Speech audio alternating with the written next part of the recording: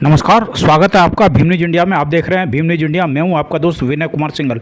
आज शिक्षक संघ अम्बेडकर का शैक्षणिक अधिवेशन तालेड़ा के एक मैरिज गार्डन में संपन्न हुआ। हमारे साथी ओम प्रकाश मेघवाल ने इस पूरे सम्मेलन को कवर किया। इसमें कबीर पार्क संस्थान कोटा के संत प्रभाकर साहब ने शिक्षकों को और जनप्रतिनिधियों को अपना आशीर्वाद दिया। देखिए क्या कहना है संत प्रभाकर साहब का आज की वर्तमान परिस्थितियों में शिक्षकों और छात्र छात्राओं। संसार में हर व्यक्ति को ज्ञान की आवश्यकता होती है और उस ज्ञान को प्राप्त करने के लिए किसी मार्गदर्शक की जरूरत होती है। उस मार्गदर्शक के पद पर आप जैसे शिक्षक शिक्षिकाएं छोटे से बच्चों से लेकर के बड़ों तक का मार्गदर्शन करने का काम करते हैं। सबसे पहले शिक्षक सम्मेलन में आप सभी शिक्षकों को मैं हार्दिक बधाई और शुभकामनाएं प्रदान करता हूं। हम जिस देश में रहते हैं उस देश का नाम भारत है और भारत का शब्दार्थ होता है भारत कहते हैं प्रकाश और अर्थ कहते हैं लीन। प्रकाश का ये ज्ञान और ज्ञान में लीन रहना हर भारतवासी का परम कर्तव्य होना चाहिए। और ज्ञान हमें तीन जगह से मिलता है।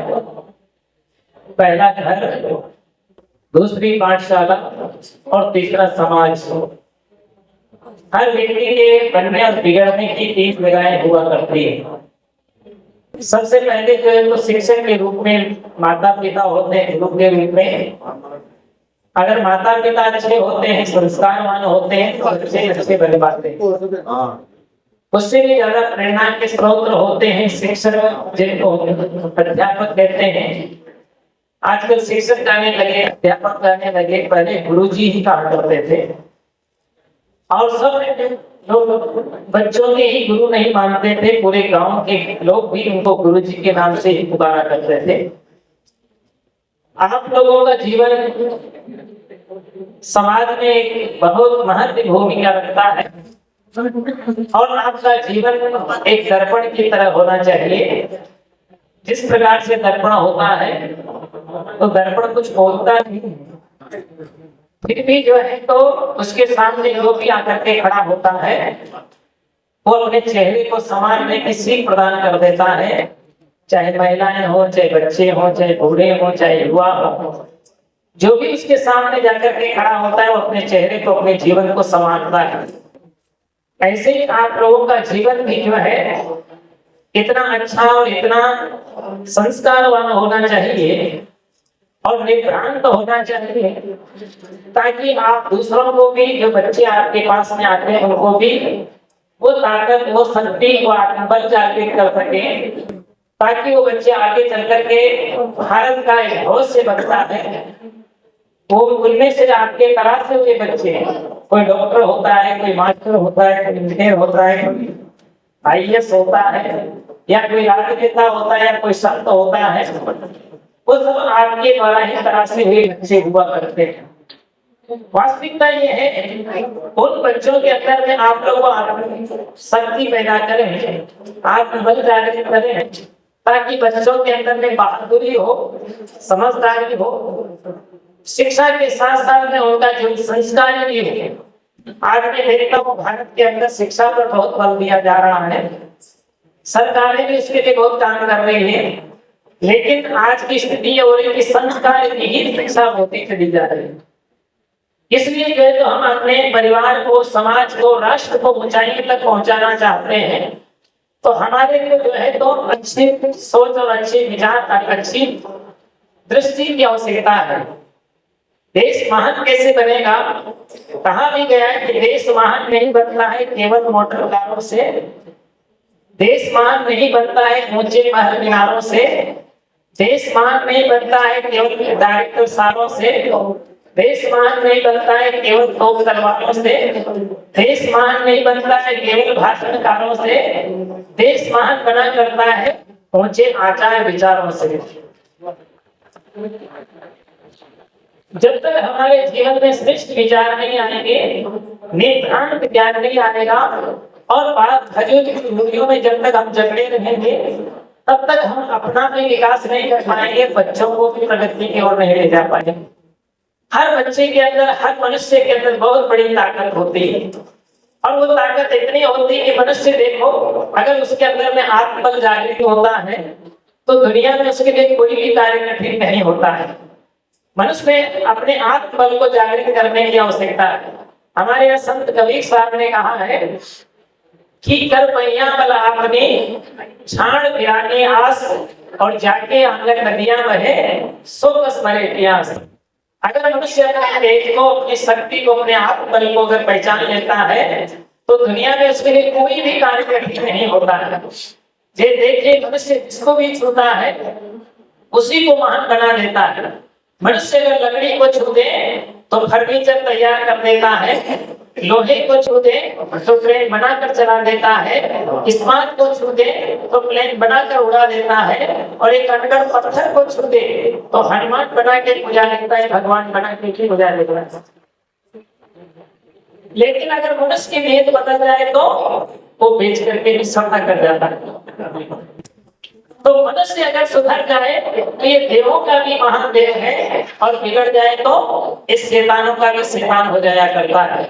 आज देश की चीजें ज्यादा समय देश में हावी हो रही है। उन पर मैं बार-बार लोगों को कहता हूँ कि 3 चीजें इतनी हावी हो चुकी है और इनका सुधार होना बहुत आवश्यक है। युवाओं में व्यसन, युवतियों में फैशन और वृद्धों में टेंशन। ये 3 चीजें आज समाज के अंदर ज्यादा बढ़ती जा रही है, इसलिए इसमें हमें अपने सुधार करने की आवश्यकता है। और जब जीवन हमारा अच्छा हो जाएगा और हमारा आत्मबल जागृत हो जाएगा तो ये सरकार में बैठे हुए जो लोग हैं या सरकार के लोग हैं वो कोई बड़ी बात नहीं है।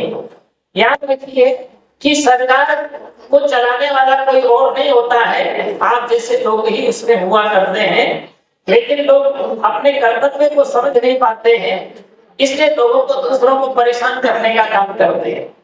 जब तक हमारे अंदर में आत्मीयता नहीं आएगी, सेवा का भाव नहीं जगेगा, दिल में उदारता नहीं आएगी और एक दूसरे के प्रति सहयोग की भावना नहीं होगी, तब तक जो है हम कभी भी अपनी प्रगति नहीं कर पाएंगे। इसलिए हर व्यक्ति को चाहिए कि हम प्रगतिवान बनना चाहते हैं तो हमें संगठित होने की आवश्यकता है। जैसे कहा गया है कि संगठित रहिए। जब तक हम संगठित नहीं रहेंगे, जब हम ही बिखर जाएंगे तो सरकार हमारा कुछ नहीं कर पाएगी।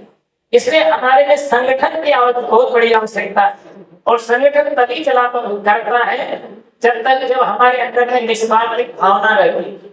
और जब निस्वार्थ भावना होती है तो वो संगठन लंबी यात्रा कर पाता है, नहीं दूसरे की घुटन पैदा होने लगती।